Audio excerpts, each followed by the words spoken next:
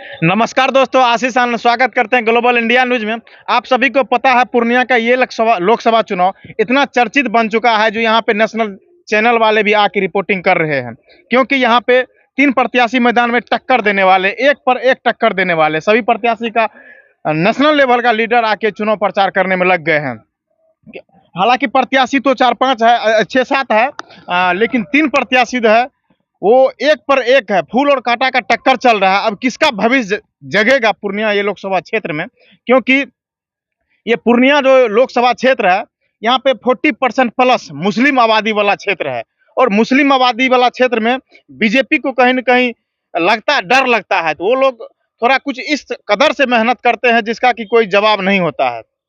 आज हम लोग बात करेंगे पूर्णिया लोकसभा क्षेत्र के बारे में, और पूर्णिया लोकसभा क्षेत्र में कौन पूर्णिया के लिए बेहतर चेहरा हो सकता है, क्योंकि निर्दलीय पप्पू यादव जी चुनाव लड़ रहे हैं, बीजेपी की तरफ से संतोष कुशवाहा जी चुनाव लड़ रहे हैं, जो कि इससे पहले 2 बार वो सांसद रह चुके हैं पूर्णिया का, और उसके विकास के बारे में भी हम चर्चा करेंगे। और आरजेडी की तरफ से, इंडिया अलायंस की तरफ से बीमा भारती चुनाव लड़ रही है, जो कि 3-4 बार रुपौली विधानसभा से जदयू के सीट पे विधायक भी रह चुकी है। चलिए यहाँ के हम युवा से पूछते हैं। सबसे पहले स्वागत है आपका चैनल के माध्यम से, सभी को प्रणाम।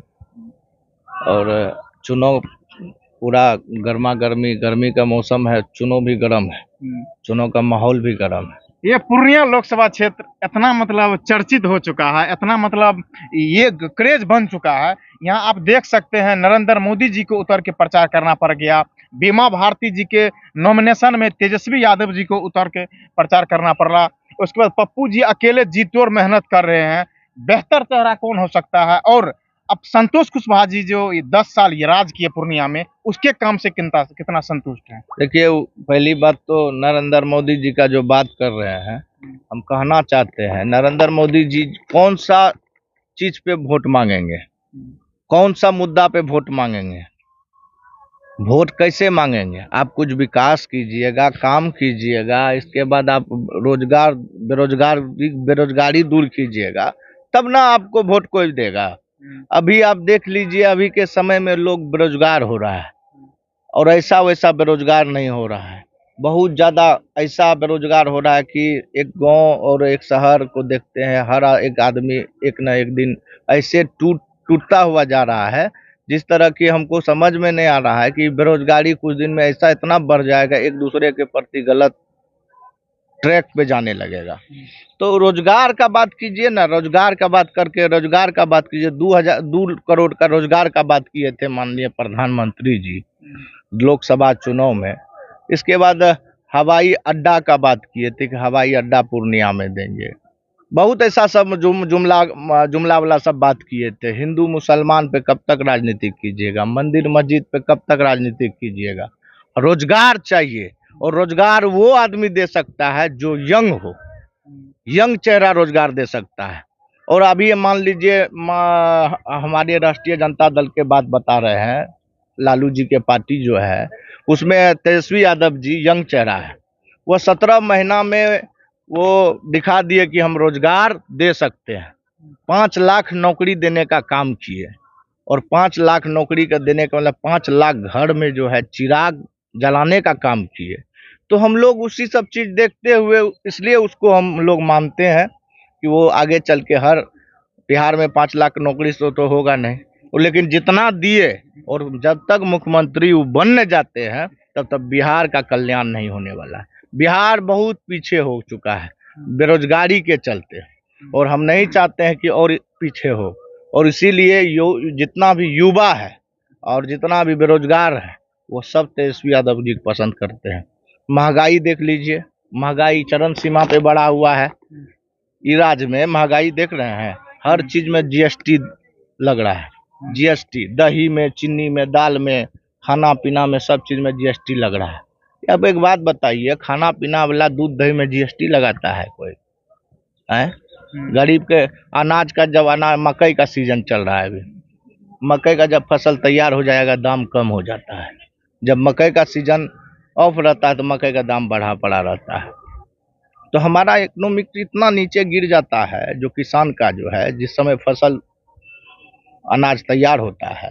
तो मैं यही कहना चाहते हैं कि हमको केंद्र का सरकार ठीक नहीं लगता है, जुमले का सरकार है और वॉशिंग मशीन का सरकार है। जितनों गलत कीजिए उसमें जाइए धुला जाइएगा। अच्छा, वर्तमान जो सांसद है संतोष कुशवाहा जी, उसके काम से कितना संतुष्ट है वो पहले बताइए। 10 साल रहे ना जी संतोष कुशवाहा जी, क्या सब किए? वो तो बोल रहे हैं जो जनता से जब रिव्यू ले रहे थे बोल रहे हैं बहुत ऐसा गांव है, बहुत नहीं ऐसा बोले पहले रुपौली जाने में 3 घंटा लगता था, लेकिन अभी हमारे गाड़ी पे बैठिए, घड़ी का समय देखिए, 45 मिनट में रुपौली पहुंच जाइएगा। पूर्णिया से किधर चलिए, देखिए 45 मिनट और 46 मिनट का बात नहीं। जब तक आप रोड पुल पुलिया बनाने से बन जाने से ठीक है, अच्छा बात है, हम लोग पहुंच जाएंगे और पहुंचते भी है। वो तो फर्स्ट प्राथमिकता है, सरकार में रहने के बाद रोड बनना ही चाहिए, बिजली आना चाहिए। लेकिन रोजगार कौन देगा? रोजगार भी तो दे रहे हैं। कौन सी का रोजगार दे रहे हैं? क्या रोजगार दिए? बोल रहे तेजस्वी यादव जी 17 महीना में 5 लाख लोगों को रोजगार दे दिए, लेकिन विपक्ष का कहना है मुख्यमंत्री तो से नीतीश कुमार जी थे, बस वो क्रेडिट ले लिए। यदि मुख्यमंत्री जी नहीं सोचते तो वो थोड़े ये ले पाते। देखिए नौकरी दिए, हम क्रेडिट ले रहे।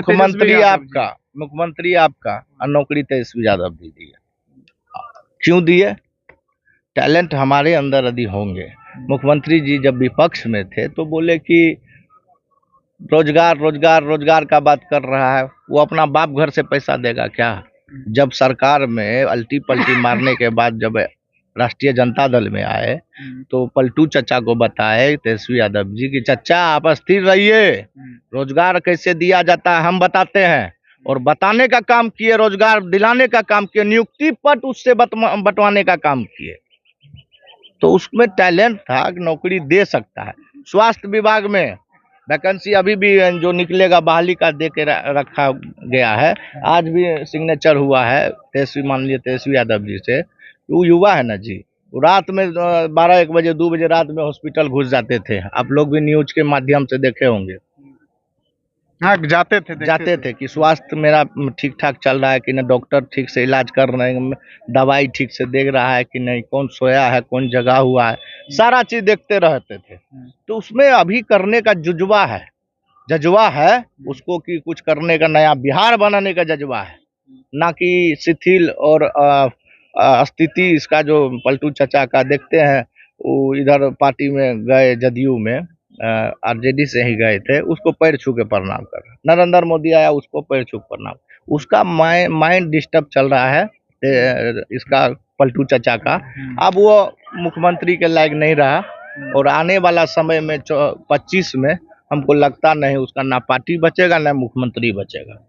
दोनों एक तरफ खत्म हो चुका है।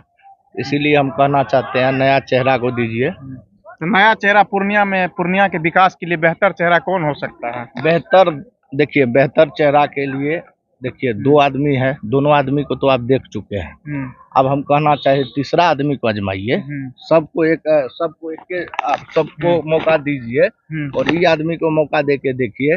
राष्ट्रीय जनता दल से जो टिकट मिला है उसको दीजिए, और उससे पता चलेगा कि आने वाला समय में वो कौन सा कितना काम, और गरीबों का काम कैसे होता है, वंचित का काम कैसे होता है। जो अभी लालू जी जो टिकट दिए है उसको, एक गरीब गुरबा, इसके बाद दलित महादलित का आवाज बुलंद करने के लिए टिकट दिए उसको, कि हमारा गरीब गुरबा जो है बोल सके, दहाड़ सके। तो इसीलिए उसको टिकट दिया गया है, और वो बोलेगी, गरीब का मुद्दा उठाएगी। इसी में पेट में दर्द हो जाता है ना, बहुत आदमी को पेट में दर्द हो सकता है कि हम बहुत बड़का राजनीतिक कार है, हमको टिकट नहीं मिला, हम 2 बार से जीत रहे हैं, अब नहीं जीतेंगे। आप हमला किस नेता पे कर रहे हैं? नहीं, जो भी नेता है, लेकिन हम जो चाह रहे हैं कि हमारा सरकार आगे चल के बने केंद्र में, और बिहार में तो बनना ही है, काहे कि युवा सोच लिया है इस बार। अच्छा, ये जो नया सांसद आप चुनने जा रहे हैं, इस सांसद से क्या क्या मांग रखते हैं पूर्णिया विकास के लिए? कुछ तो मांग होगा ना, कुछ तो इसके अंदर टैलेंट देखे होंगे ना, जना ये चीज कर सकती है, पूर्णिया की आवाज को संसद भवन में सबके सामने में प्रस्तुत कर सकती है, कुछ तो होगा ना इसके अंदर है। पूर्णिया का क्या कुछ सोच विकास होगा, पूर्णिया का विकास होगा। अच्छा देखिए, हमारा लालू जी कहते हैं कि हमको स्मार्ट सिटी नहीं, हमको स्मार्ट गाँव चाहिए। गांव स्मार्ट जिस दिन बन जाएगा, शहर तो स्मार्ट है ही। हमको गांव स्मार्ट बनाना है, और वो दलित, महादलित और इसके बाद पिछड़ा समाज से आती है। तो पिछड़ा समाज जिस दिन हमारा मजबूत हो गया, उस दिन सोच लीजिए कि हमारा देश में सबसे मजबूत पिछड़ा समाज रहेगा। और लालू जी पिछड़ा समाज में और गरीबों का नेता इसलिए नहीं कहलाते हैं। लालू यादव जी के तो बारे में बोलते हैं ये परिवार वार का पार्टी है, क्योंकि ये अपने सिर्फ बेटा बेटी को टिकट देते हैं। यादव मतलब दूसरा यादव को देखना ही पसंद नहीं करते हैं। ये बात कौन बोला कि परिवार बात करता है? कौन सा पार्टी बोला है? सभी पार्टी के लोग बोलते हैं, गांव मतलब समाज के भी लोग बोलते हैं, जनता समाज भी बोलते का लोग हैं। नहीं, सिर्फ वो बीजेपी दूसरा यादव को मतलब बोलना, ऊंचा उठने का हक ही नहीं, सिर्फ बीजेपी वाला बोलते हैं। आज बीजेपी में देख लीजिए, एक हिंदू धर्म में रीति रिवाज होता है, 7 फेरा लिया जाता है शादी ब्याह में, और 7 फेरा लेने के बाद जीने मरने का कसम खाता है। आज वह नरेंद्र मोदी अपना कन्या को छोड़ दिया, उसका माय मर गया, केस ने मुड़ाया। वो कौन-सी का हिंदू है? सिर्फ हम लोग को बताएगा कि हम हिंदू हैं। रीति रिवाज ये होता है। और बात रहा कि उसका जो नरेंद्र मोदी की जो वाइफ है, उसका नाम यशोदा है, और हम जो वंश से आते हैं, हमारा कृष्ण भगवान का वंश, दोनों आदमी मिल के बदला लेंगे, उसका भी बदला लेंगे और हम लोग भी बदला लेंगे। यशोदा माता थी, माता है, और इसलिए कहना चाहते हैं कि नरेंद्र मोदी का पाप का घड़ा भर चुका है, उसका फटेगा। पूर्णिया आए तो माहौल ही कुछ बदल दिया, और बोल दिए इस बार हवाई अड्डा भी आप लोग के लिए चालू करवा देंगे। अब आप लोग का वो विकास दूर नहीं जिसका आप लोग को इंतजार था, वो इंतजार की घड़ी अमित शाह आया, हवाई अड्डा चालू था। अब मोदी आया, हवाई अड्डा चालू करवाएगा। अंतर देख रहे हैं, ये सुन रहे हैं ना?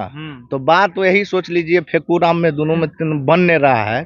फेंकने हैं तो बढ़िया दोनों आदमी मिला करके फेंकते। अमित शाह कुछ और बोलते हैं, ये कुछ और बोलते हैं, मतलब दोनों का कॉम्बिनेशन ठीक नहीं चल रहा है। तो इसीलिए कहना चाहते हैं, जुमले की सरकार है और हवाबाज है। 400 पार का जो बात करता है, वो सिलेंडर का दाम होगा 400 पार, पेट्रोल का दाम होगा 400 पार, डीजल का दाम होगा 400 पार। ये 400 पार ऐसे नारा नहीं लगा है। 400 पार का मतलब पेट्रोल डीजल का दाम पार होगा। और आप लोग जो भ्रम में जी रहे हैं हम लोग कि 400 पार सांसद होगा, नहीं, 400 पार पेट्रोल होगा आने वाला समय में। पूर्णिया का ये एमओए वोटर किसके पक्ष में, पप्पू यादव जी के पक्ष में या आरजेडी के पक्ष में, इंडिया अलायंस के पक्ष में? देखिए, पहली बात तो हमारे मुसलमान भाई जो हैं, वो कभी ये नहीं सोचते हैं, ये कभी नहीं सोचेंगे कि हम सरकार हमारा गलत हो, हमारा सरकार हो। और सरकार इसलिए वो लोग चाहते हैं कि रोजगार मांगते हैं। और हमारे मुसलमान जितने भी वोटर हैं, वो कभी भी गलत ट्रैक पे नहीं जाएंगे। वो फैसला एक दिन में लेते हैं और मजबूती के साथ लेते हैं। और एक दिन में, चुनाव पर कल है तो आज सब तो बैठ के फैसला लेंगे। और जिस दिन वो फैसला, अभी आप सबका हवा देख रहा है, हवा गैस ले रहा है, और वो एक दिन में पता चल जाएगा। वो एक दिन में डिसाइड कर लेते हैं कि देना किसको है। वो ऊपर देख रहे हैं कि हमको सरकार चाहिए। पप्पू यादव जी भी तो कांग्रेस के सीट पे चुनाव लड़ने वाले थे, लेकिन उनको टिकट नहीं मिला तो निर्दलीय लड़ रहे हैं। लेकिन वो भी तो कह रहे हैं हम कांग्रेस का ही पार्ट हैं। पार्ट देखिए, पार्ट सिंबल से होता है। हमारा सिंबल ये है। ये किसका सिंबल है पता है? आरजेडी का। तो इसका सिंबल है मेरे पास, तो हम उसका आदमी है। आपका कौन सा सिंबल है? तो उसका सिंबल जब उसके पार्टी में है, उसका पार्टी का सिंबल होना चाहिए, तब तो आप उसको मानेंगे लोग। अब बिना सिंबल, कभी आप निर्दलीय बोलते हैं, कभी आप बोलते हैं सिंबल है उसका, तो ये तो गलत है ना। अच्छा, टक्कर किस में रहने वाला है? टक्कर तो हमको लगता नहीं किसी में रहेगा। और इतना वोट से जीत रही है बीमा भारती जी कि आज तक इतिहास नहीं रहा पूर्णिया जिला में उतना वोट से कोई जीतेगा कैंडिडेट। इतिहास रचने वाली, इतिहास पूरा रचेगी। बिहार से कितना सांसद दे रही इंडिया अलायंस? बिहार से देगी। पिछले बार तो झूठ फूस बोले, पूरा सफाचट हो गया। नहीं, पूरा सफाचट कहाँ हुआ? एक ही सीट था ना आप लोगों के पास। देखिए, आप क्या कीजिएगा कि आप कहिएगा कि माला को वोट दीजिए, क्षमता को दीजिए, हाथी छाप को दीजिए, कांग्रेस को दीजिए। नरेंद्र मोदी बोलता है किसी को मत दीजिए, किसी को डालिएगा तो हमरे आ जाएगा। तो उस बार लगता है हमको सेटिंग किया था, इसलिए पूरा सफाचट कर दिया था, जो कि ईवीएम सेटिंग जो होता है कर लिया होगा, इसलिए उतना सीट जीता होगा। हमको इस बार भी संदेह है कि वो ऐसा खेला नहीं करे। ऐसा है तो अभी भी कोर्ट में चल रहा है मामला कि बैलेट पेपर पे चुनाव हो, लेकिन चुनाव बैलेट पेपर पे जिस दिन आएगा तो दूर दूर तक कभी सुने होंगे कि भाजपा भी कोई पार्टी था।